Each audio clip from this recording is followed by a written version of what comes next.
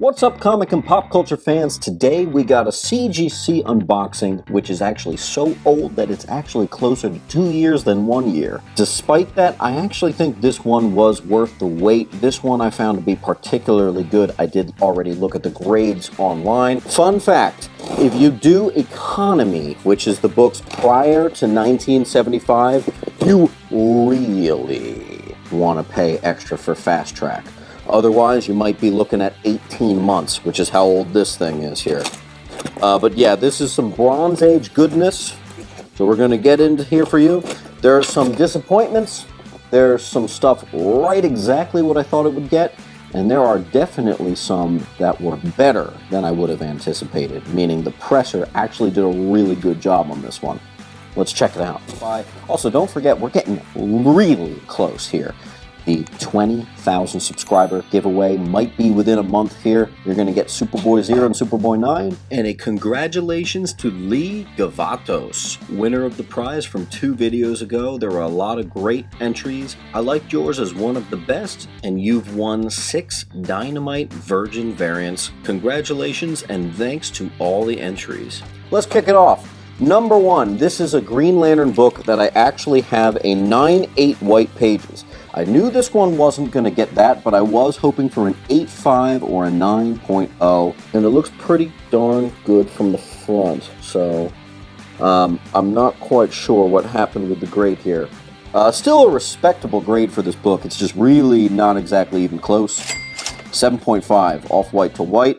Still a nice book. I paid very, very, very little for that book, I recall, so it's not the worst thing in the world, it's just quite a ways off from what I was hoping. Next up, second most disappointing one, we got Swamp Thing number 9. I actually have a 9/8 white pager of this one.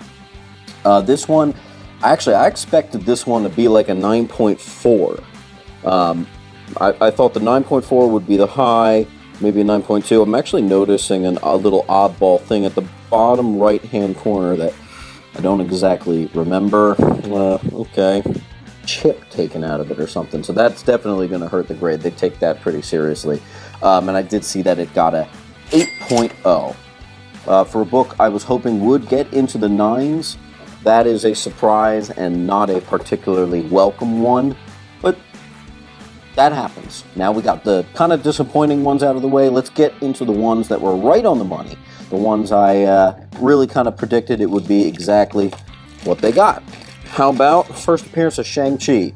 Just to give you an idea, I bought this book and submitted this book in before any even trailer dropped for the Shang-Chi movie.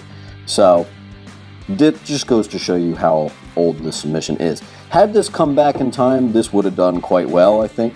I knew it's got some issues, got some spine ticks. It overall presents very nicely, and I'm pretty happy with it. I said it was going to be a 7.5, and it got a 7.5, so pretty accurate on that one. I knew that wasn't going to get too much higher. Very happy about that book. I think even with the price now going down so much on that book, I think the fair market value would actually still surprise you for that one. Then I had 2 copies of the first appearance of Red Sonja, which is Conan number 23. And 1 and 2, I said that they would get in the 8s with a press, and I'm very happy to say that looks like they did. First one got an 8.0, right on the money, exactly what I thought it would be. Very happy with that. And then the second one here, let me hide the grade for you, ended up getting an 8.5. Also right on the money. This one is off-white to white pages, but the wrap on this one is unreal. Look at the, it's almost a full centimeter miswrap on that all the way there. Still, gorgeous books. This is always a reminder to everyone how nice an 8.0 looks, because this thing is a frickin' brick. That is really nice. But 8.0s, you know, 8.0s can still look almost minty at times, so that's why a lot of people really need to be careful when they send books in, because you could be in for a surprise if you haven't done this before. Shazam number 1, I was hoping that this would get something like anywhere from a 9.0 to about a 9.2. Looks like it came back the 9.4. So the presser actually did a really good job with that. I'm pretty happy. Unfortunately, that book has tanked with a capital T. A 9.8, when I was hoping to get this back, had reached about $1,000. I think 9.4s are down quite significantly for that book. But hey, it just means it's one of the more affordable keys. Gorgeous book. I actually had a couple of these. I decided to submit my best one, and it got a 9.4. So can't be mad about that. This next one, I don't want to say it's a disappointment, because it still got white pages. It's still in the 9s. I was hoping for all the way up to about a 9.6 on this book. It didn't quite get it. It did get the 9.2. Still, that classic gorgeous cover, Swamp Thing number 9. That's that gorgeous Bernie Wrightson. I just actually sold off my 9.6 in anticipation of this book coming back. I thought it was a guaranteed 9.6, but that's okay. This one has white pages. The one I sold had, I think, off-white pages. So getting Swamp Thing books in white pages, kind of a big deal. Pretty happy about that still. Pretty happy. Nice to have it back in the collection at least. All right, this next one is the first appearance of Brother Voodoo. And this copy had only a couple spine ticks. It was actually pretty nice. The only problem, it has a very small chip, a little tear in the bottom right-hand corner. So I know that CGC really hurts you over that. So I knew, like, all right, James, don't get your hopes up. You could wind up in the 6s for this because of that. Nope. I actually got the 7. And the funny thing is if that chip wasn't there, this copy could have been like maybe an 8.5 or even like a 9. But yeah, no, it could have. If that chip wasn't there, that could have been an 8.5 or a 9. First appearance and origin of Brother Voodoo. It's also the first issue of Strange Tales since 1968. There's a 5-year gap. Okay. All right.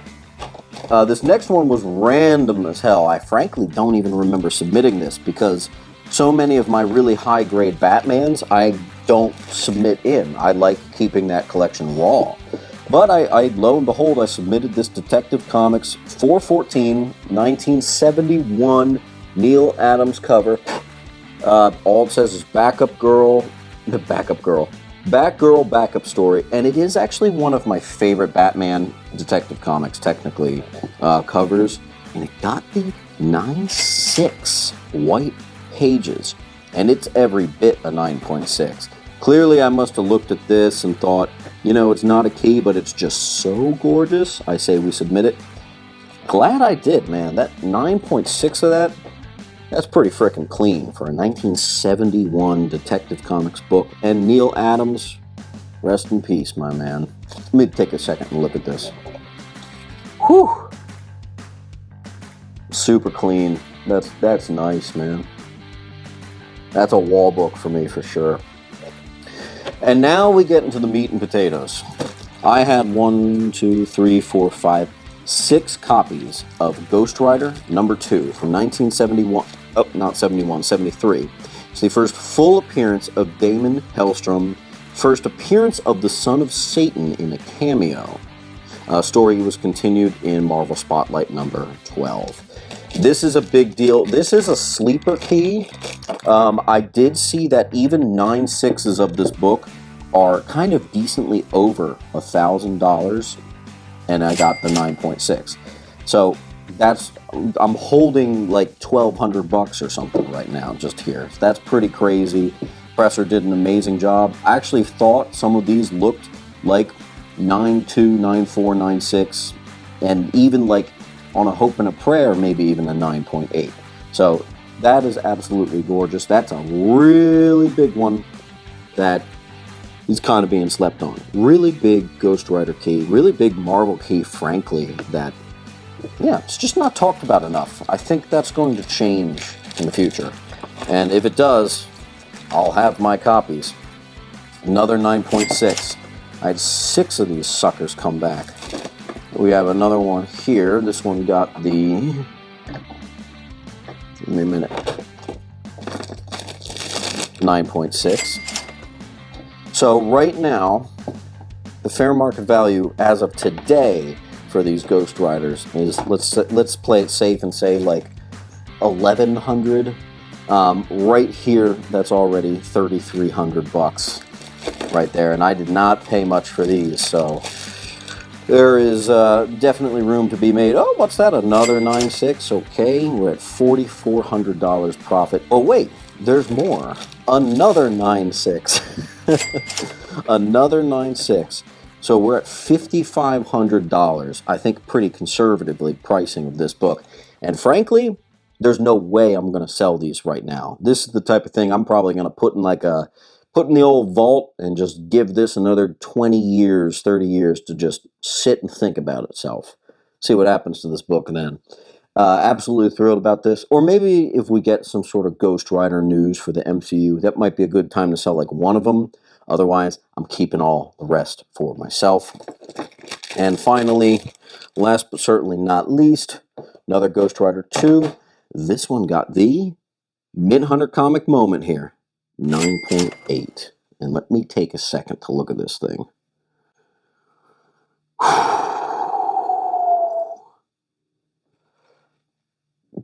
Jeez, man.